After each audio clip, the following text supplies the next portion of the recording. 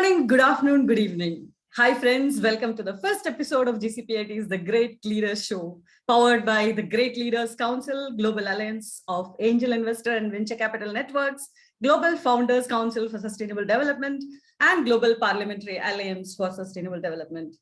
As you all know, Global Council for the Promotion of International Trade, or GCPIT, has always been bringing you amazing initiatives to keep you updated in what's happening across the globe in business and in leadership. I'm Aparna Kumar, the Global Co-Chairperson of GCPIT, and the Great Leaders Show brings you powerful personal interactions with celebrated leaders, innovative entrepreneurs, sustainability experts who will be sharing their incredible journey with us to inspire and empower all of us, especially young and aspiring leaders who are ready to change the world. In today's show, we have with us such a leader whose vision is to be a world-leading impact entrepreneur, whose business initiatives go beyond just profits and whose impact initiatives are strategic, sustainable, and long-term, supporting projects today that lead to a better, brighter tomorrow for all. In her words, in the business world, it's often the case that people are torn between doing good for business or doing good for society. But in her world, she says you can do both. She believes that exponential opportunities exist and exponential growth and empowerment in a way that truly impacts the world is possible if we work collaboratively and strategically. We have with us today entrepreneur, consultant, author, philanthropist, coach, a leader who wears many more hats, Ms. Noleen Mariappen. Noleen is the founder of Safa Global and Inspiration for Good. She's the co-founder, Think Ocean, Global Director, Global Women for Good.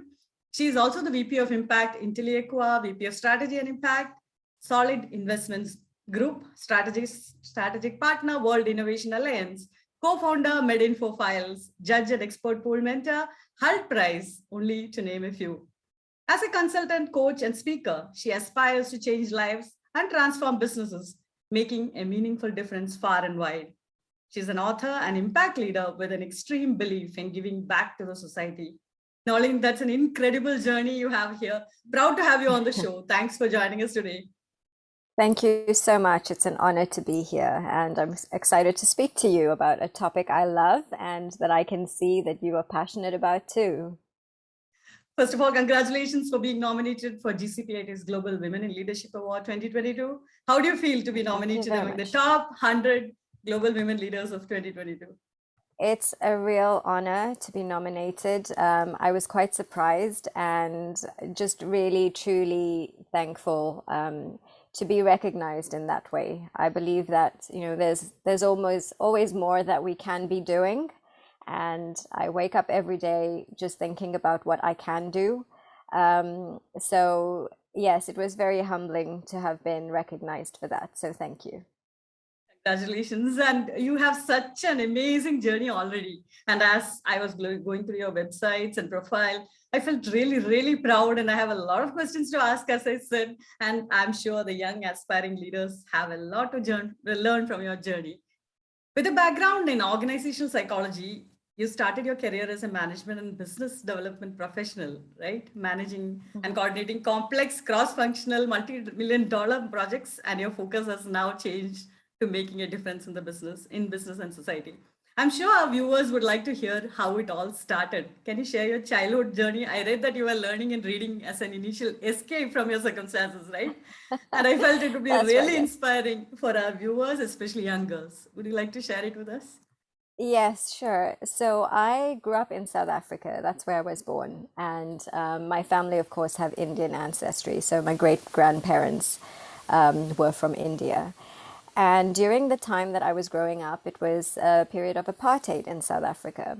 And, there were certain kind of legalized divisions. And my family came from very humble beginnings. We didn't have very much at all. So, there were times when my older brother and I would try to find where the neighbor's chickens had laid their eggs. So we would have something to eat for dinner, or we'd be out looking for herbs so that my mom could cook that. And that was just our experience. We didn't think of it as being bad. It just was. It was just the nature of things. And for as long as I could read and understand what I was reading, I was always intrigued by other lives, what was happening in the world, in other people's lives. because that gave me an idea of what else was out there in the world. Because during that time of apartheid, we were segregated. So the only experience we had of the world was a very narrow one. And so reading helped me to see what was out there. And then I started to learn about the potential, what you could do. And with every learning, your experience grows. And sometimes it's secondhand and third-hand experience. So I was, hooked from a very young age. My parents would have to stop me from reading so that I could go to bed. I'd have my book with me all the time, even when I was getting on the bus and everything else. And it wasn't so much about, reading just for academic sake or to learn. It was reading with an alternative purpose. Even though I didn't realize that at the time. You only retrospectively think about the impact that something had on you. And I realized that for me, it was just that experience of something that was beyond my immediate real world experience, and recognizing the potential and recognizing what was out there. So despite coming from a conservative background, I always felt like I could do anything. And this came from reading about others doing anything and everything. And it's a very, very, it seems quite simple, but it's truly very empowering. And even though I didn't recognize it at the time, all of those books to me were like the motivational speakers of that age. Now you can hop onto YouTube and download something or watch something. But for me, that was the equivalent. That was the inspiration and the motivation. And of course, later on recognizing just how much my family, endured with a smile, and you see that in a different light when you grow up. So that was my the early years. I felt it's really, really inspirational because many of us can relate to it. And it's really inspiring for young girls also, right? That's why I asked you the question. And when you came to the UK, you said you had just 20 pounds in your name. And how were your initial days in the new country? And how did you manage? So interestingly, before I moved to the UK, I actually worked in South Korea. And I worked in South Korea because I wanted to do my master's, but I didn't have funds to do that. So I decided that I would get a job there and do my research, and it would help to pay for both university and my time there, and be a support to my family as well. So that was how the travel initially started. So from university, I went out to work in South Korea, and then moved to the UK. And the UK was it was obviously very different, of course, to South Korea and to South Africa. It was a little bit easier in a way because of not having the language barrier. I think if I had moved just directly from South Africa to the UK, it would have been different. But because I'd experienced what it was like to be in South Korea, the UK was a bit easier. And a number of people that I speak to who have moved between places quite a lot, after you've moved the first time, the second time isn't as bad. It seems a little bit easier. And I guess it's sort of like experiences in life. When you've been through something that at that point in time was tough, the next time you're about to face something that's tough, you tap into that, the memory and the lessons from that experience, and you draw on it. And so you just think, well, I've been through this before. It's actually not that bad. And in this instance, it was better because I didn't have the language barrier. And of course, the job searches and that sort of thing initially were tough because you're a foreigner. And that was an interesting journey for me. I actually, while I was looking for I say proper job, not that waitressing isn't a proper job, but while I was looking for a full-time job, I was waitressing. And that interestingly, helped me to get to know the culture and the society quite well, because you see how people interact and you see how people interact with you, and there's no agenda there. And then went on to actually work with nonprofits, to work with the government, working on ministerial projects, to work on transnational projects between different countries here in Europe, and to look at development projects as well with the UK and particularly Africa. So it wasn't necessarily an easy journey, but it wasn't one of the most difficult I've had. And one of the things that I always remember from that time when I was a waitress, and actually this refers to what happened afterward. So I started working on a project, and I was arranging a ministerial meeting for the Minister of, or with the Minister of Equality. And one of the people I had to have a meeting with was one of the police commissioners. And I met with him, and he kept trying to figure out where he knew me from, because he recognized me, but he didn't know where he recognized me from. And he said, "Oh, were you in this conference?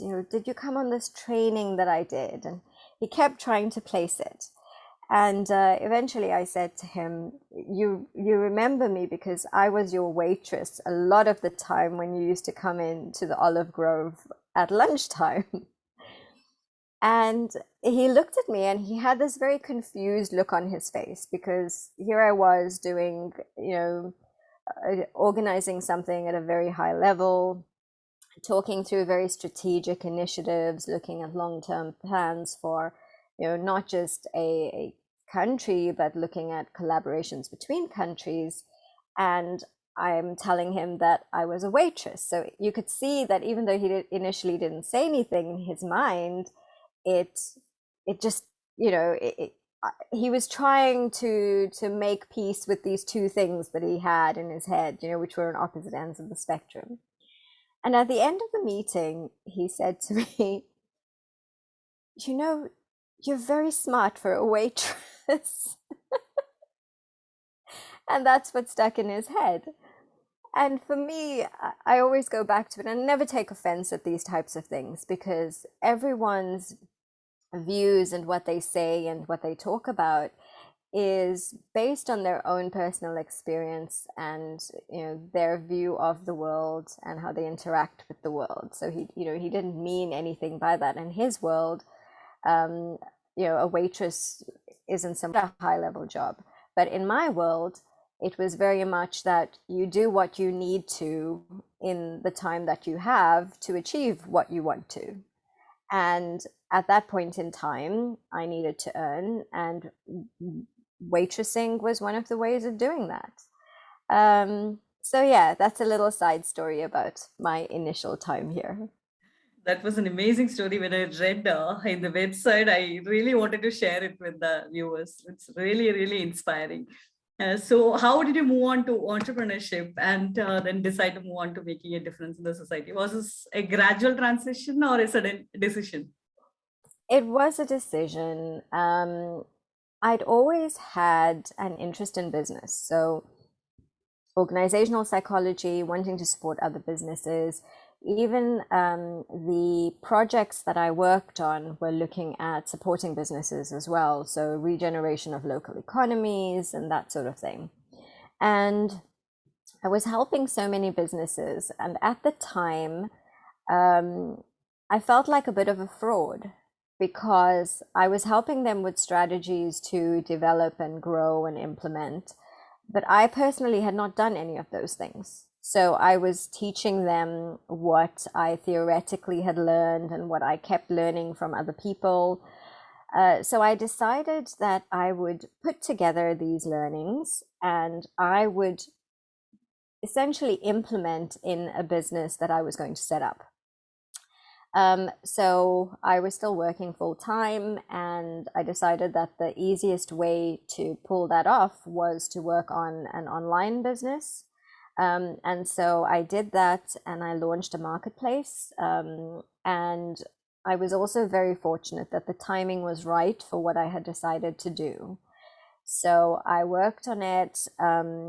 Essentially, my aim was to get it off the ground with under $100, which I did. I managed to develop partnerships, got a lot of free publicity and promotions around it, and managed to exit that within 6 months.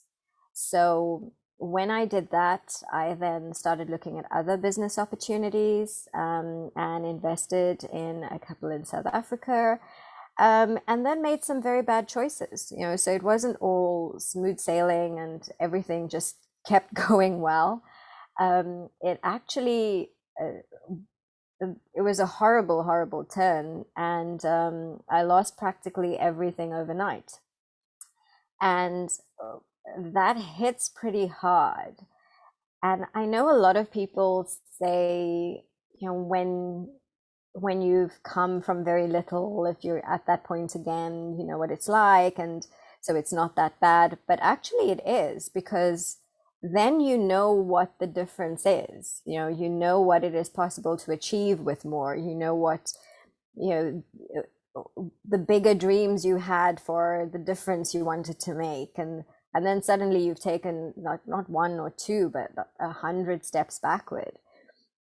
So that really truly hit me very hard. And I had a couple of days where I just didn't want to do anything at all. But I had to. So you get up again and you try again. And I've mentioned this a number of times, like, some of the other little highlights in my life. But for me, one of the things that really got me over that, I had one of the things that I was planning on doing was building my parents a home. And so I had bought the land and everything, all the plans were drawn up, everything was in place. I'd been speaking to the builders and everything else. And I had to call my mom and tell her that not only was this not going to happen because I would have to sell everything to cover, all the other commitments and everything else, but even the place that she was living in, I wouldn't be able to afford to, so it would have to be. And that for me was one of the most difficult things I've had to do. And I was absolutely heartbroken. And even now, whenever I think about it, I get this knot in my stomach, because for me, I wouldn't have minded if I've got to sleep on my friend's sofa or whatever, but feeling like my parents were going to be in that position because of poor choices, for whatever reason on my part with business partners and whatever else, that really got to me. And so I called my mom and I told her, and I said, Mom, I don't know what I'm going to do. Like, I've put so much into things for so long. And the other project I was working on was coming to an end. And she said, Knowles, when have you ever put your mind to something that you haven't done? And that was all it took, that reminder that, okay, I can go out there and, it's not just self-belief, it's like other people believe in me too, because that's pretty important as well. Especially when you're facing the tough times. You can have that self-belief and self-motivation, but you do need a support network, whether it's one person or a few. As long as their view matters to you, that's what matters. So I started again. I spoke to a friend. I managed to get over to the US on a friend's air miles. I couch surfed and I went to a partnering event, and basically just started pitching my ideas. And by the end of it, managed to secure a partnership out of the US on a consulting project. And that then started again. I started to gain sweat equity in companies, and then started to work on expanding the portfolio and working on different initiatives. And that's kind of that was the turning point again, and it hasn't always been easy. And there are so many more things that I need to work on, both on myself, in the businesses, in terms of the longer term vision. But I believe that that's what life's all about. If you think you've got it figured out, then you don't. So it's about Right. always striving. Yeah, always striving. Yeah, right. It's really heartbreaking to share with our parents our problems, but always it's our parents' blessings and support which keeps us going. So I would like to know more about Safa Global. I believe you started Safa Global in 2011, long before the SDGs were introduced, right? So when Yeah, did you that's move right. on to sustainable consulting? Were you doing it from the beginning, or you slowly changed course and moved on to it? hmm So initially, it was purely looking at strategy and operations, and also marketing and branding and all of that. But because of my own personal views on business and life, I always try to build in a sustainability aspect to it, but it was just never called sustainability. It was more about responsibility to community, which then became corporate social responsibility.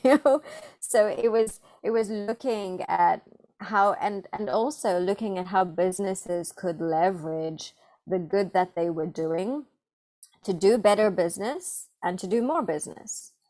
Because I truly believe that if you know if your customers believe in you and are aligned with you in some way, then that is how you grow.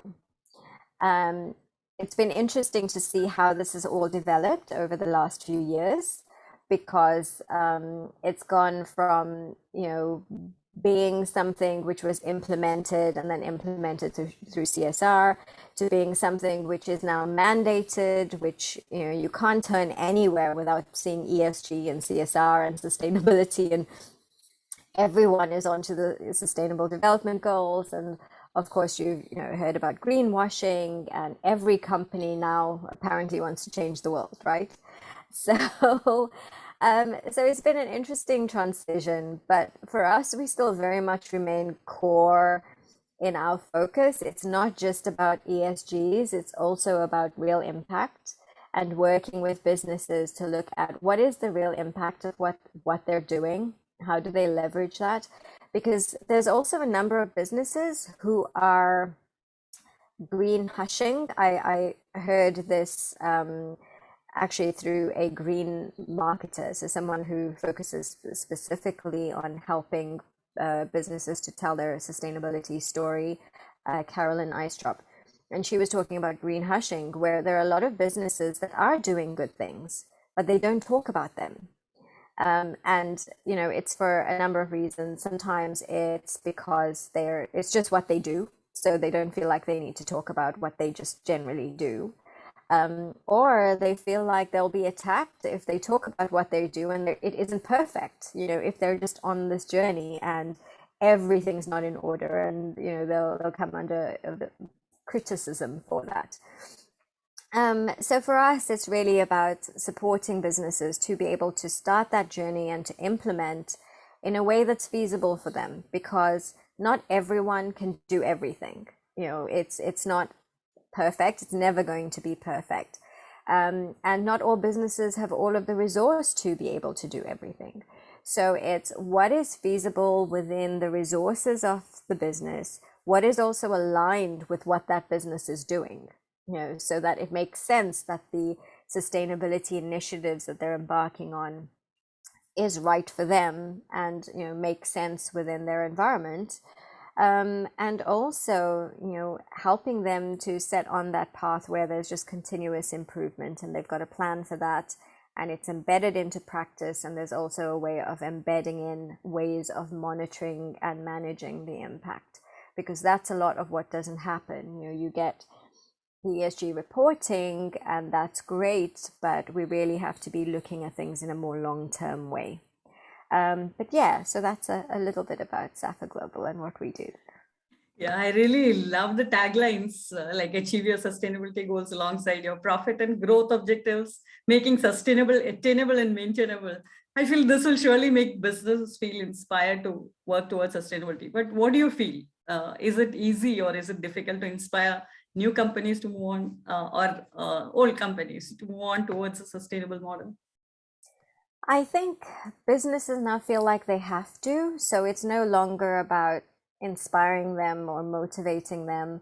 I think there's a huge fear about what exactly is involved and how much is going to be asked of them.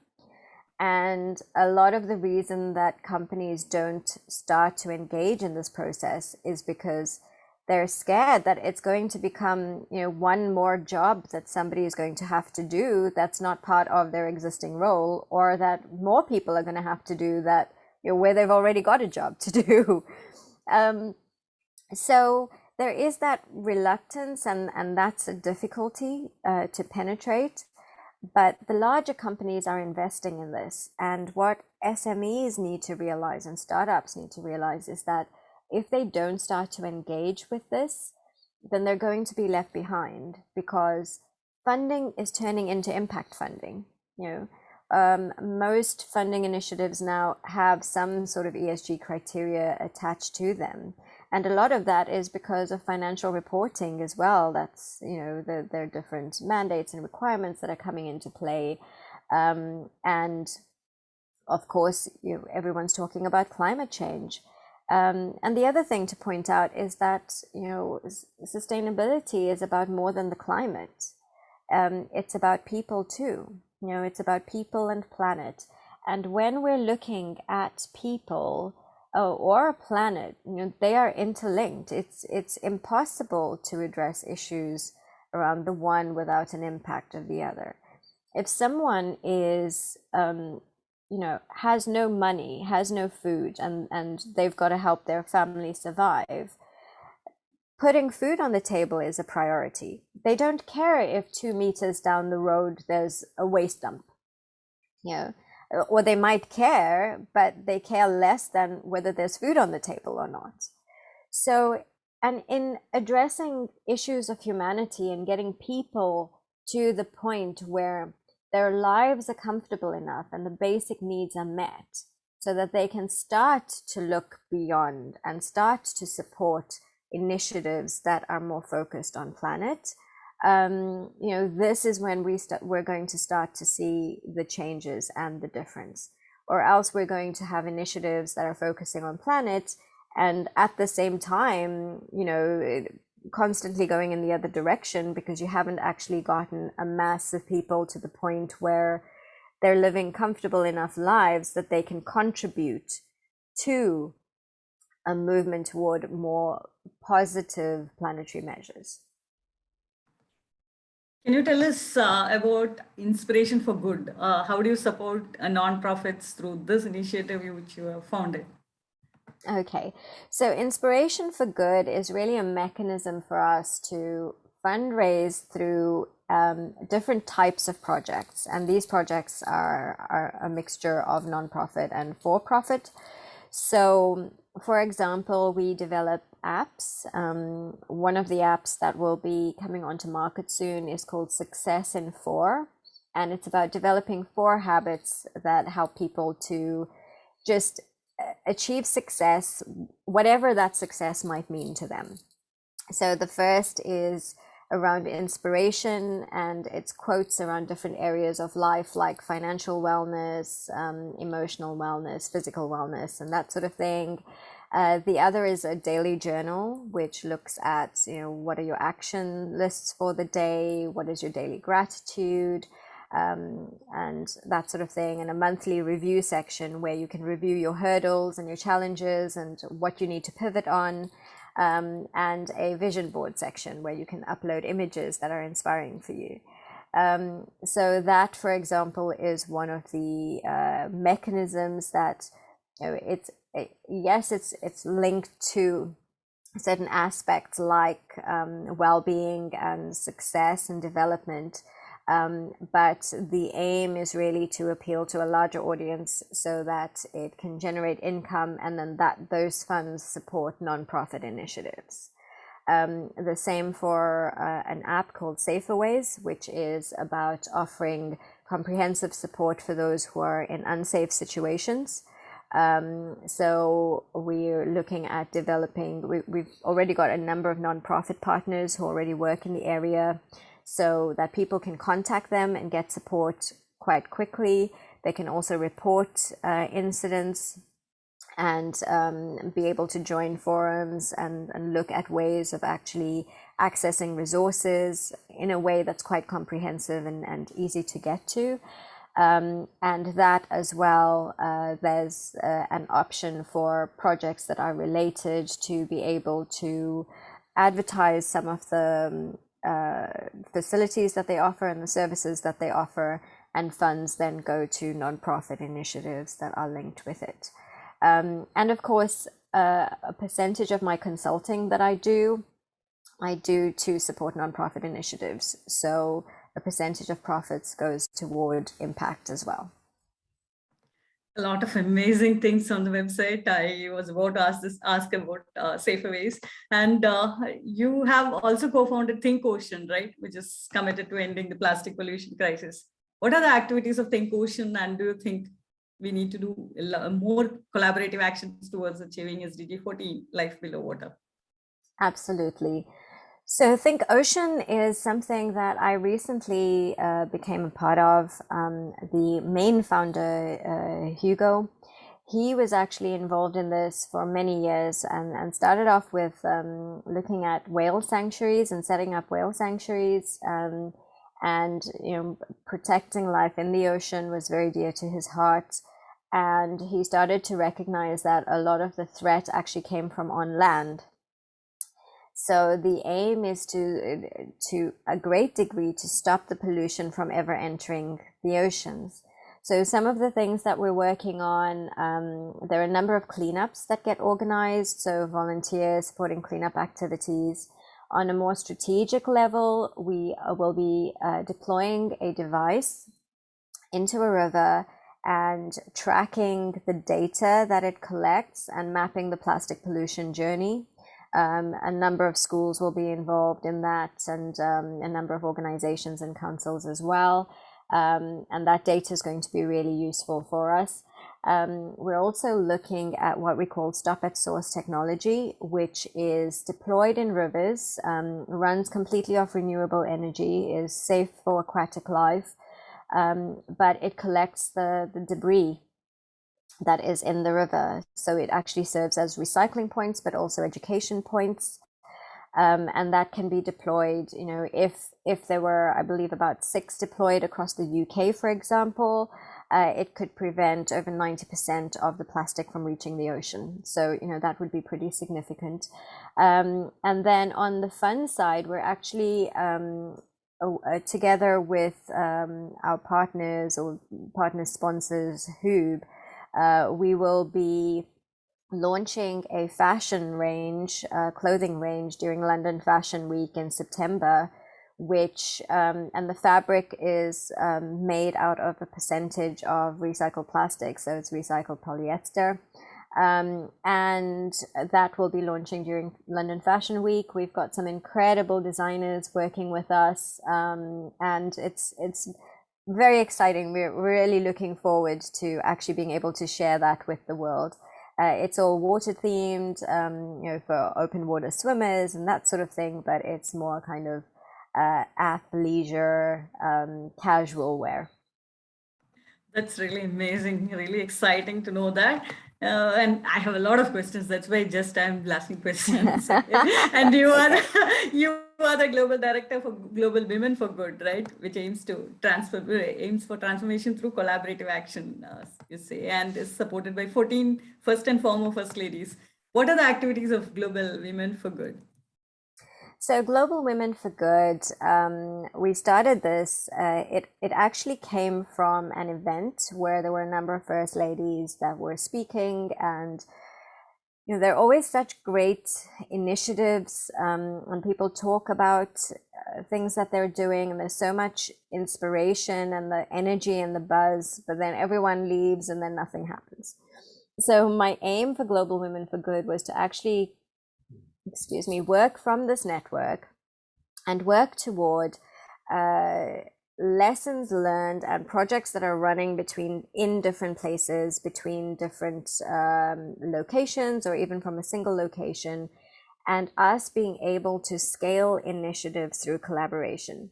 So if there are specific projects that are working in a specific country, to look at how it might be possible to actually implement the same solution elsewhere, perhaps adapting for local context, but using the core of it, because that knowledge base can save so much resource. If you actually knew how to do something, it would just be tremendous in terms of the application.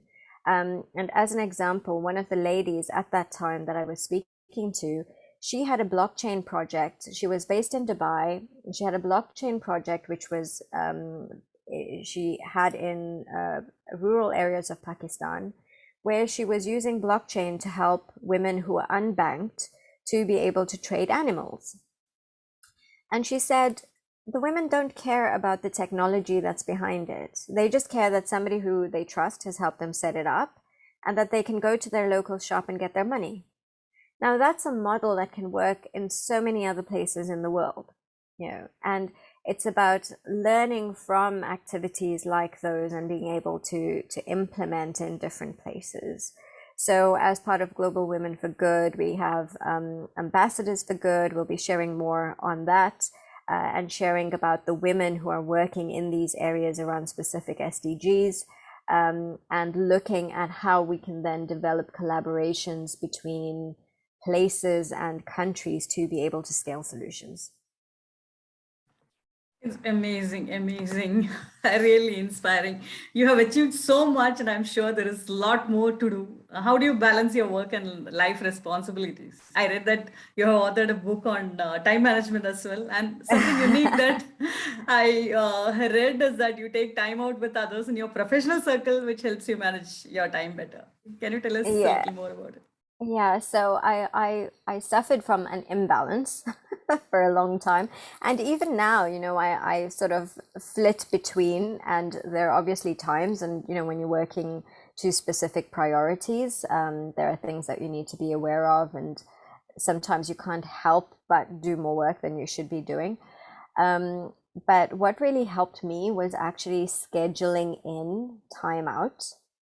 So scheduling time out with friends, with family. I mean, it's been a bit difficult over the last 2 years because we haven't really seen very much of anyone at all. And previous to that, I used to schedule in, me time too, like just alone time for myself. But the last 2 years have changed that. So I don't, I just ended up with a lot of me time. So now it's about, making sure that I'm still aware of the time that I'm on my own, what is it that I'm actually doing in that time. Because a lot of people have found during COVID that they might be at home or working from home, but they're bombarded with so much and they feel like they should be doing something all the time. So I'm very careful to actually be, mindful, and actually have friends as well who check in. And during the week, it's like a weekend, we'll say, okay, well, I'm going to be doing a bit of work this morning, but then I'm taking the afternoon off. I'm just taking some time out. So being mindful of that, and also when you have a lot of tasks or different projects, looking at what the priorities are and looking at what really needs to be done right now. What can wait until soon and what has to be done later. It's this now, soon, later. So that, you're not actually always juggling. You've got, a few things which you are managing, and then you move on to the next, and you move on to the next. And sometimes priorities change, but it is about, just being aware of that and being aware of yourself, because we can do so much more from a position of strength. And strength, yes, is financial, it's influence, it's all of those things, but it's also your inner strength and your health. And for that, it's very important to maintain balance. So if you're one of those who just has to have something to do all the time and manages your time to a diary, then schedule in that time for you, because it's super important. Right. And you have been playing different roles in your career, and many are male-dominated roles, right? As a female leader, what has been the most significant barrier in your career? Did you face any? Yes, I do actually, and I still do. And I think for a number of reasons. One, people look at me and they think I'm quite young, so I'm not actually going to know very much about very much. So first off, it's overcoming that barrier, and it's not just from men; it's from women as well. And the other is when you're talking about money. That's a huge one that I found. When you're talking about money, strategy, politics, these are the times when you really are seen to not be as knowledgeable as male counterparts. So, I have instances where I know for a fact that in certain conversations, I would be able to better position a proposition, but because of certain biases, that's just not the way that it is. And this is actually something that I was talking to a few young ladies, some students at Oxford University, who are in a women in business group, and they, we were talking about confidence and how it is that men also get funded more often, irrespective of the idea. And it's a lot of that has to do with this confidence, this inner confidence and the belief that, this is something that's absolutely great and it's innate. So I think, it's a mixture of barriers that I've faced, perception, obviously. So perception as to what my knowledge base would be, how much I would know, whether I'm, knowledgeable enough or not. And it comes from both sides of the gender spectrum. Of course, there are institutional barriers, which, there are socio-cultural barriers as well, that comes from basically where we come from, how it is that we were raised, what was considered to be the norm for girls or women, and what is and isn't acceptable. And a very, very large barrier is the internal barrier, that all of those things actually start to, play on the mind, play on the confidence levels, play on everything else. And as much as I've overcome a lot, there are still moments where I feel, I question myself. And then I have to give myself a talking to and remind myself of, the full extent of our capabilities, of what any of us can achieve, irrespective of whether we're male, female, or whatever. So I think there are a few, there are ones that are external, other people, male, female, there are ones that are institutional, and then the ones to be most aware of are the internal ones. Those are the ones that we constantly have to challenge and fight against. Yes, we all go through this in our lives, right? So that's that's why I asked this question. And from all these experiences, what are the actions you have felt that men and women can take to encourage more women to lead on the global goals from across sectors and industries, including business, government, academia, and civil society? I loved when you said it's not just enough to get a seat at the table. Women should feel that their voices will be heard, right? Absolutely. And I think that is exactly it. We can't just say that there is now equal access, that people can get that seat at the table, that more women are, allowed to participate. It's about, once we're participating, how seriously is it taken? Is it given due value? Is it given, is it seen in a credible way? And there needs to be more collaboration where that might not be the case in terms of track record. One of the difficulties is that because a lot of women haven't had the experience of leadership in, in a very senior and strategic way, they have no track record. The same with business, the same with international business. They would have no track record. So we need to be looking at different ways of doing things. How can we collaborate so that women who don't have the experience can work with others who do, so that they can develop that track record, they can develop that credibility, they can actually start to feel confident in themselves that they're capable of doing it. How do we allow for structures to change and mindsets to change in a way where we see the value and we listen to those voices and they are truly heard? And I believe that, yes, we can do everything that we want to at a strategic level, at an institutional level, changing things, even through legislature. But until we address what develops on a systemic and cultural level from a very young age, none of those things are going to change. So we actually start to, need to start working with kids from a much younger age. As much as we need to be teaching empathy for people who are other races, colors, religions from different countries, we need to start teaching about the value of different genders, and that it is actually, yes, we are not all the same, but we all have great value to offer, whatever that offer is. And about seeing the value in others and seeing it with due regard and due respect. So I think this is, these are some of the things that we need to be addressing. I'm sorry, I talk a lot, I know.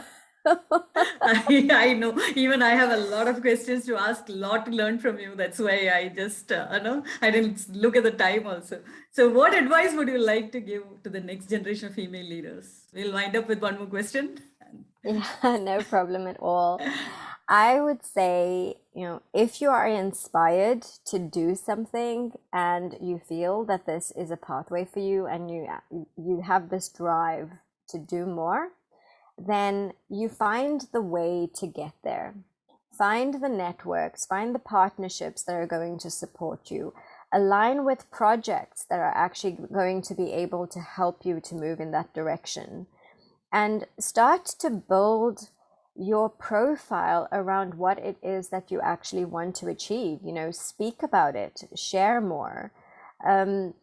Because if you don't let it out into the world, no one is going to know. And if no one knows, then no one can support you. So take that step, start looking for alliances, start looking for groups, for projects, and start moving in that direction, because it's really you're never too young, and there is support. And if anyone wants, you can find me on LinkedIn. That's the best way. Feel free to reach out if there's any advice or support or anything that you need. I'm here to help, as I'm sure there are so many other women out there as well. So yeah, step out, step up, and we'll be there. That's so sweet of you. And final question, what are your future plans? I'm sure there are lots in the pipeline. Can you share a few with us? Yeah, sure.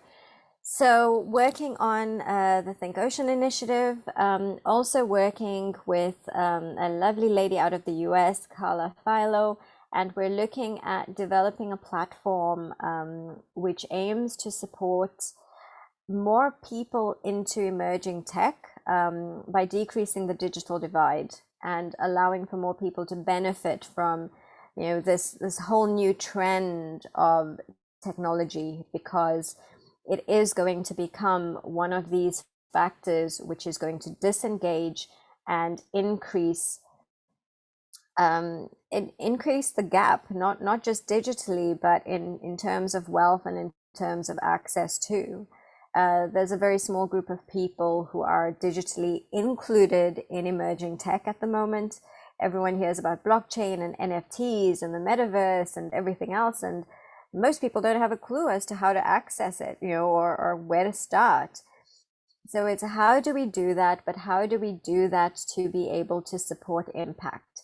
So the platform is going to be focused on impact and decreasing the digital divide. I'll always continue to do my consulting because that keeps me in touch with the world. So I'll keep doing that. And then, of course, working on the different impact initiatives that I support.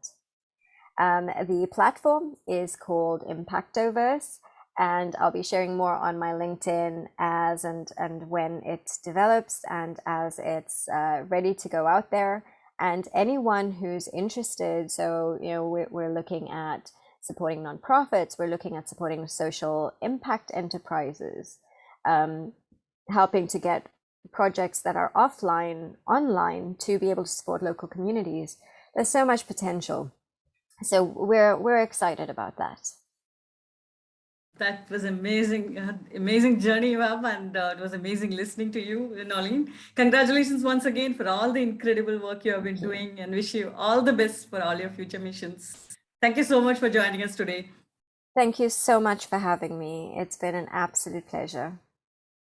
Dear friends, you have listened to an amazing journey of an amazing leader. Now we would love to hear from you. What's your biggest takeaway from this journey, and what action you are going to take towards your journey, sustainability journey? Please leave a comment below and let us know.